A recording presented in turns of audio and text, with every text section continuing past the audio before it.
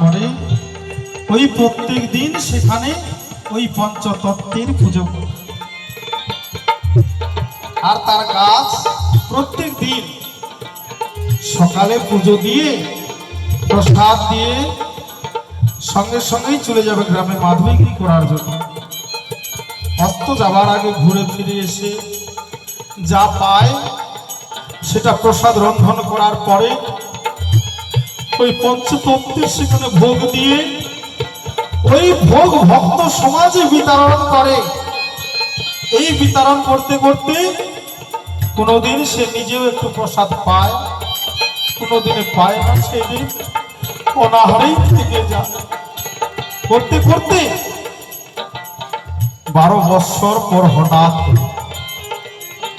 লোকনাথ গোস্বামীর মনে পড়ে যে কতদিন হয়েছে আমার করা নরোত্তম গোসাই সেজে ওই বঙ্গদেশে ফিরে গিয়ে ভক্ত সমাজে হয়তো হরিনাম বিতরণ করছে, তাই আমি আজ ছুটে যাই আমার এই নরোত্তম গোসাইকে দেখতে। শোনো শোনো বন্ধু, তোমায় বলে যাই, যাহা কিছু জিজ্ঞাসা করেছ তুমি আমি বলিব সভায়।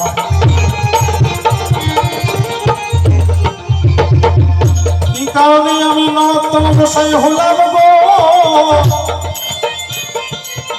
ও বন্ধু বলে যে তোমার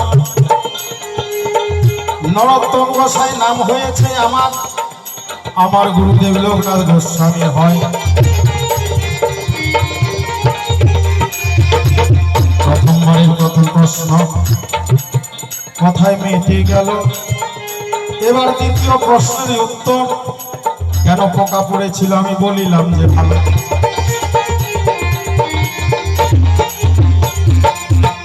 ভক্ত হলে ভক্ত হওয়ার মতো হতে হবে গো, প্রিয় বন্ধু তোমারে জানাই কি কারণে আমার মস্তকের মধ্যে পোকা পড়েছিল আমি বলিলাম সভায়। তাহলে 1 নম্বর 2 নম্বর প্রশ্ন তোমার শেষ। এবার 3 নম্বর প্রশ্নে আমি করিব প্রবেশ। তাহলে হঠাৎ করে 12 বৎসর পরে লোকনাথ গোস্বামী যখনই ওই খেতুর গ্রামে এসে পড়ে, আসার পরে জিজ্ঞাসা করছে সবাই, যোগ তোমরা জানো, তোমরা কি বলতে পারো এখানে বৃন্দাবন থেকে এক নরোত্তম গোসাই এসেছে, তাকে কি তোমরা চেনো, সে কোথায় আছে বলতে পারো? বলে হ্যাঁ ঠাকুর, ওই যে নদীর পারে বটবৃক্ষ গাছ রয়, ওই গাছের গোড়ায় তিনি লতা পাতা দিয়ে মন্দির নির্মাণ করে ওই রাধা গোবিন্দের পুজো করে আর প্রসাদ রন্ধন করে ভক্ত সমাজে বিতরণ করে। কোনোদিন প্রসাদ পায়, কোনোদিন নিজে অনাহারেই থেকে যায়, একটু তুলসীর পত্র আর একটু জল খেয়ে সে দিবরাত্রি কাটায়। আর সেই জায়গায় দাঁড়িয়ে দেখতে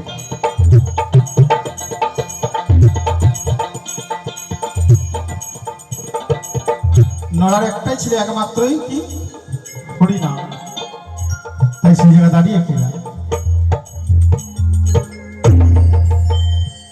ওই আমি হরিনামে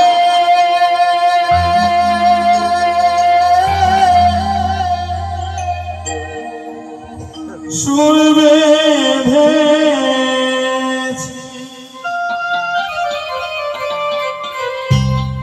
এই জীবন বিনা একতারে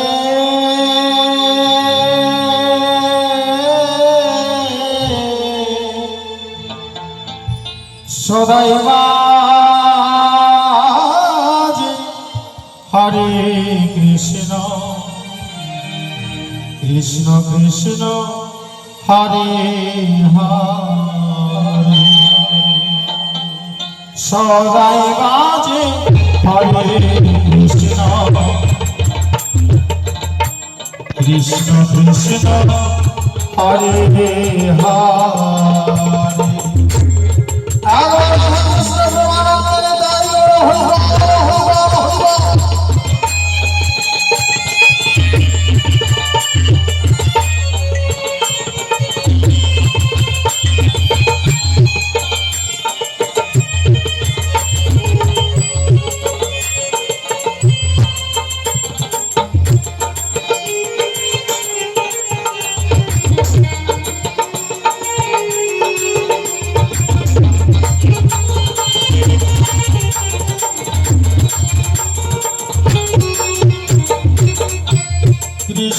প্রেমে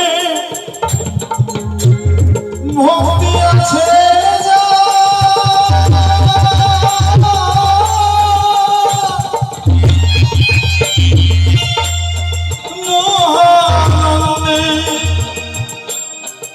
এই ভব সিন্ধু হয় যে পারা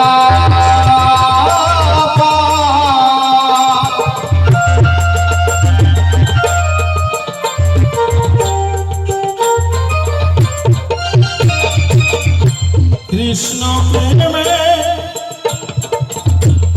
ভক্তি আছে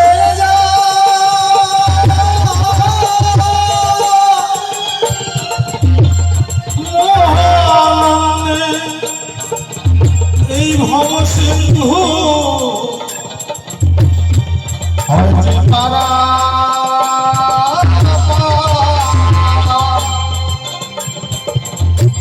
বাইরে কি আর কৃষ্ণ বেলে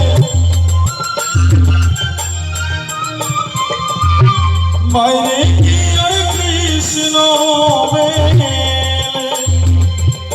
কৃষ্ণ আছে অন্তরে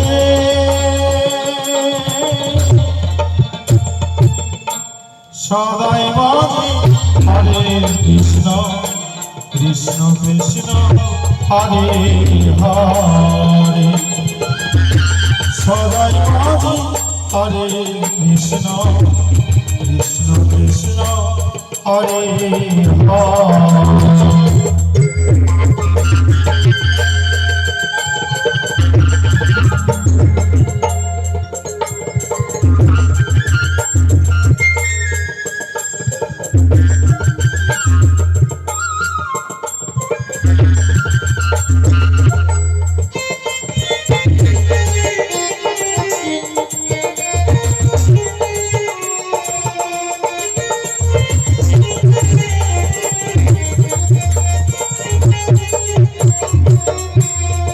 নামে আছে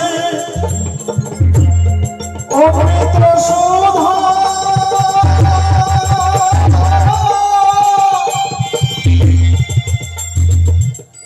নিয়োজনে জপলে মিটে যে ক্ষুধা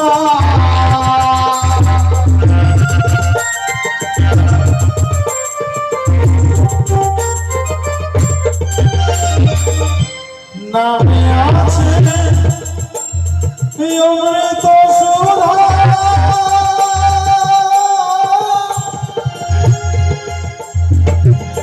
নিয়োজনে জপলে মিটে যে ক্ষুধা কত পাপী পাপী পায় যে মুক্তি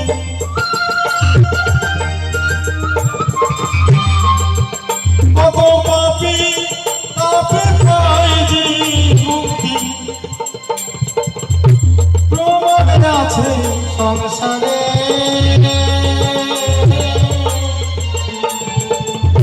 সদাই বাজে হরে কৃষ্ণ কৃষ্ণ কৃষ্ণ হরে হরে সদাই বাজে হরে কৃষ্ণ কৃষ্ণ কৃষ্ণ হরে হরে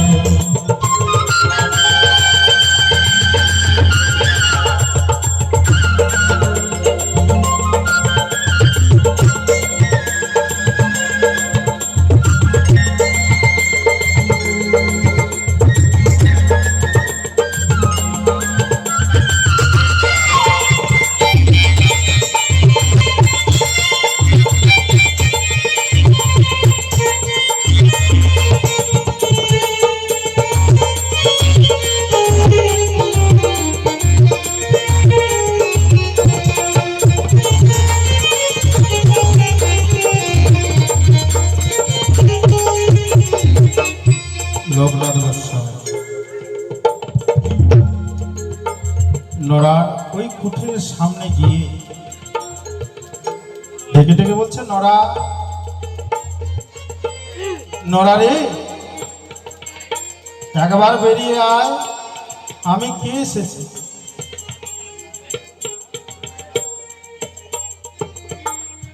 আমি কে এসেছি একবার বেরিয়ে আয়। কিন্তু নরা তো সেই কুঠিরে নেই, কন্দে ভিক্ষার ঝুলি নিয়ে গ্রামে গ্রামে ভিক্ষা করছে। ভিক্ষা করার পরে এই বেলা অস্ত যাবার আগে হরিনাম করতে করতে কুঠিরে ফিরছে। প্রতি মুহূর্তে হা কৃষ্ণ গোবিন্দ বলে নরা এই জীবনটাকে হরিণ নামে উৎসর্গ করে দিয়েছে তাই। কিন্তু একদিকে লোকনাথ গোস্বামী দেখে দেখে অস্থির হয়ে পড়েছে, বলছে নরা বেরিয়ে আয়। আমি তোর সামনে কি এসেছি, দরজার সামনে কি এসেছি, আয় বেরিয়ে আয়, নরা বেরিয়ে আয়। কিন্তু নরা তো নেই। ওই কুঠির থেকে 5টি সন্তান বেরিয়ে আসে, ছোট্ট ছোট্ট সন্তান। 5টি সন্তান বেরিয়ে এসে ওই লোকনাথ গোস্বামীকে জিজ্ঞাসা করে, কে গো তুমি? তুমি কে গো? ওই 5টি সন্তান জিজ্ঞাসা করছে। লোকনাথ গোস্বামী বলছে, আমি নরোত্তম গোসাইয়ের গুরুদেব হই। বলে, ও তুমি আমাদের বাবার গুরুদেব হবে? তুমি আমাদের বাবার গুরুদেব হও, তাহলে তো তুমি আমাদের দাদুগুরু। সঙ্গে সঙ্গে লোকনাথের হাত ধরে ওই 5টি সন্তান বড় যত্ন করে কুঠিরের মধ্যে বসিয়ে রাখ। বলছে, দাদুগুরু তুমি একটু বসো, আমরা তোমার জন্য একটু প্রসাদের আয়োজন করি। ওই 5টি সন্তান বলছে, তুমি একটু বিশ্রাম নাও, অনেক দূর থেকে এসেছো তাই না, তাই তোমার জন্য আমরা সেবার আয়োজন করি।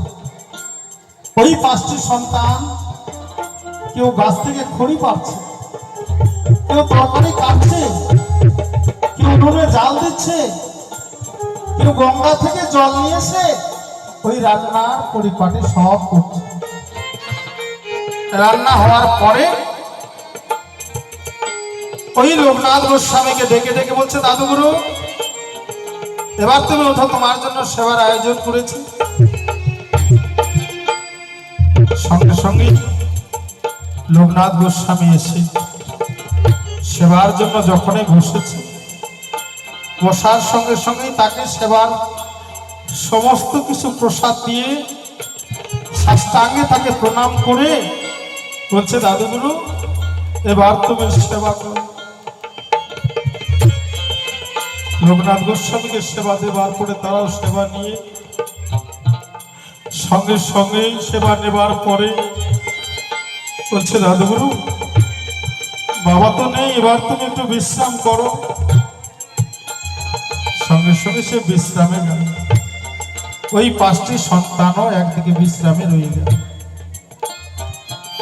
অস্ত যাওয়ার কালে ওই নরোত্তম গোসাই এসেছে দরজার। যখনই তার ওই দরজার সামনে আসে, বলছে, কি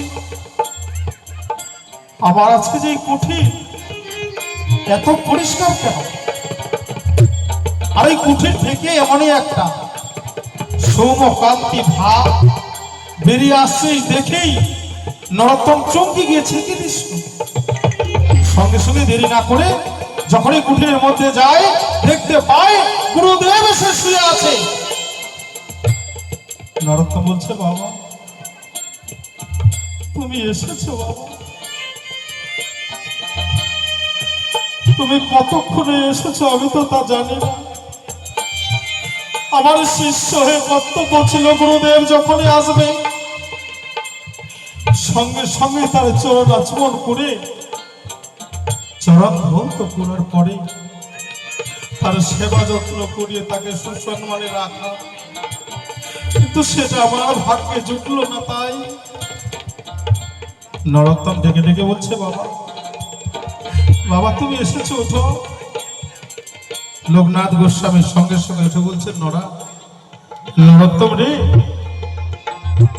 নরোত্তম তুই ছিলি না তো কি হয়েছে? তুই ছিলি না তো কি হয়েছে বল? তোর ওই যে 5টি সন্তান, ওই 5টি সন্তান আমায় কত সুন্দর করে সেবা দিয়েছে।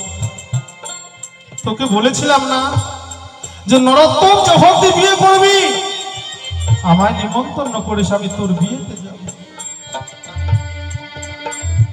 নরোত্তম দুই নয়ন জল বলছে, গুরুদেব আমি কোনোদিন আপনার কাছে মিথ্যা কথা বলি, তাই আজও বলছি না আমি কোনো বিয়ে সংসার করিনি, আমার কোনো সন্তান আদি নেই। বলছে নরোত্তম বিয়ে কোনো সন্তান হতে আজকে গুরুদেবের সামনে মিথ্যা কথা বলছিস? কেন মিথ্যা কথা বলছিস বল? আমি না তোর গুরুদেব, জানিস গুরুদেবের সামনে মিথ্যা কথা বলার অপরাধ।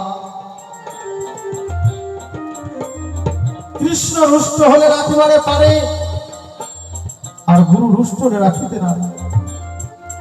তোর মনে নেই? বল। বলছে গুরুদেব সত্যি করে বলছি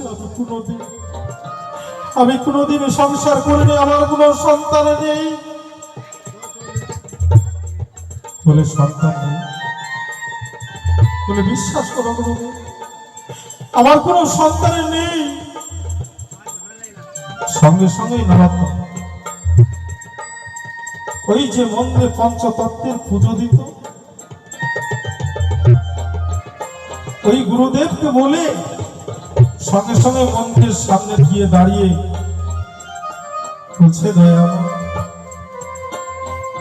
তোমার সেবা পূজা না দিয়ে আমি কোনোদিন এক বিন্দু জল স্পর্শ করিনি, তাই আজ গুরুদেব আমায় মিথ্যা বলে প্রমাণ করছে, তাই আমিও দেখতে চাই। আমিও প্রতিজ্ঞা করে বলছি, তাই বলো আমার 5টি সন্তান কে? এই 5টি সন্তান কোথা থেকে এসেছে? তারা কে আমায় বাবা বলে ডেকেছে? তুমি আমায় বলে দাও, তুমি আমায় বলে দাও ওই 5টি সন্তান কি? আর যদি 5টি সন্তান আমায় বাবা বলে এসে ডাকে তাহলে জানবো তুমি ঠাকুর এই পৃথিবীতে রয়েছে। ঈশ্বর থেকে লোকনাথ গোস্বামী একবার নরোত্তমের দিকে তাকায়, একবার ওই বিগ্রহের দিকে তাকায়। যখন এই পঞ্চতত্ত্বের মূর্তিটা দেখতে পায় লোকনাথ গোস্বামী বলছে, নরোত্তম রে,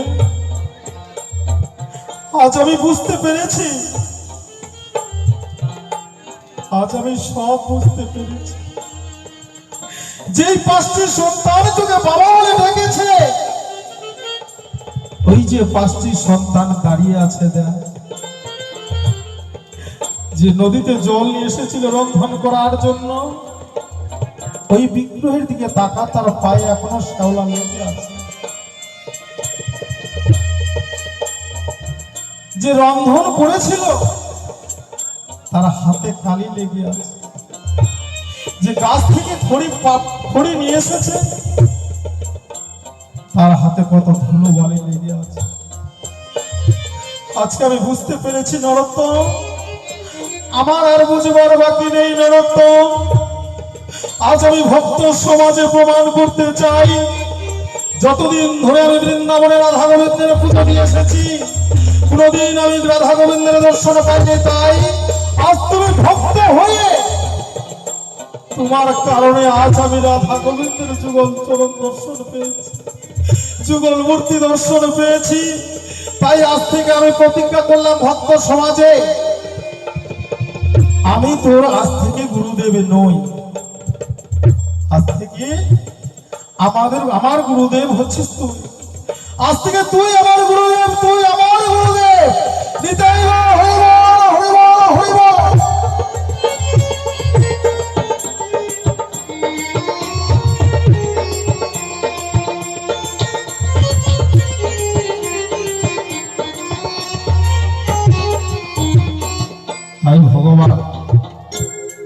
একটা ভক্তকে প্রাধান্য দিই।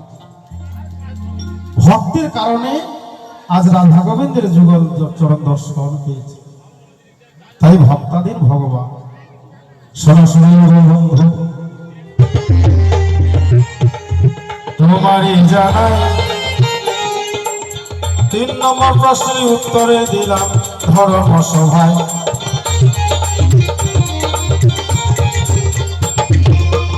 আরো কিছু প্রশ্ন থাকলে বন্ধু গো তুমি জিজ্ঞাসা করো, তাই তাতে আমার এই জিজ্ঞাসার কোনো দুঃখ নাই। যাহা কিছু প্রশ্ন তুমি করিবেছ দান, সঠিক ভাবে উত্তরে দিলাম ধর্ম সভা। এবার জানি আমার বন্ধু আসরে আসিবে, তাহার ভাবের কথা বলিয়া বলিবে। আরো কিছু বলতে গেলে অনেক সময় যাবে, অন্তরে অন্তরে আমি দেখিলাম ভেবে। এই পর্যন্ত হরিকান্ত রাধাকান্ত শরীর চাঁদ বরণে প্রেমানন্দে হল হরি হরি। আর বলে তাই হইবা হইবা হইবা হইবা।